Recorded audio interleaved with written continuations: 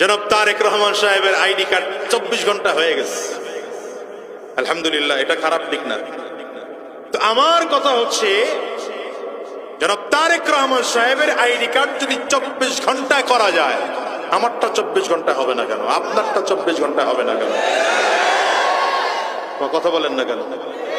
এখানে বাধাটা কোথায়? আমরা জন্ম নিছি, দুনিয়া হলো জন্ম নিবন্ধন আর ভোটার আইডি কার্ড আর হলো সার্টিফিকেটের নাম সংশোধন করার জন্য। এটা করতে করতেই তো জীবন পার, ঠিক না বেঠিক বলেন? আপনারা যদি জনাব তারেক রহমান সাহেবের আইডি কার্ডটাকে মাত্র 24 ঘন্টায় করতে পারেন, তাইলে বোঝা যায় আপনাদের কাছে এমন প্রযুক্তি আছে যে 24 ঘন্টা আইডি কার্ড বের করা যায়।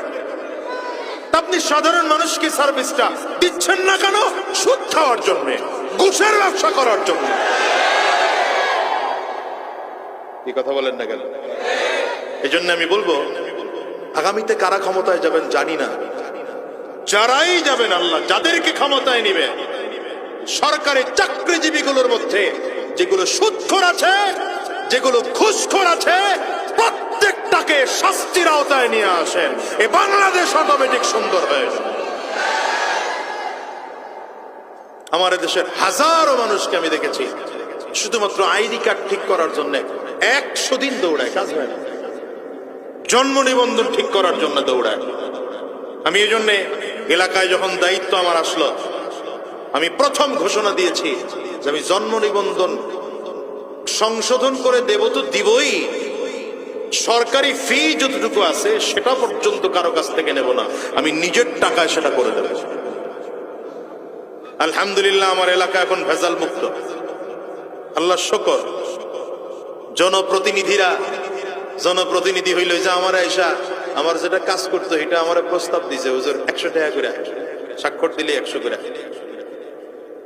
বুঝেন নাই কথা? আগের জন্য যেমনি দিছে, পরের জন্য যে এমনি প্রস্তাব দিব। বললাম কোনো 100 নাই, তুমি টাকা নিবা কম।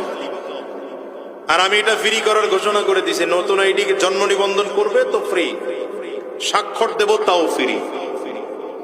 আমার তো জনগণের টাকা খাওয়ায়া ভোট নেওয়া লাগে নাই, তো আমি জনগণের সেবা দিতে গিয়ে টাকা খাবো কেন?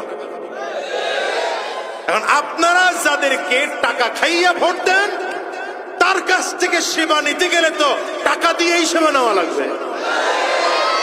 কি কথা বুঝেন নাই? আমাদের চরিত্র ভালো না তো, আমাদের এদেশের চরিত্র ভালো নয় জাতির।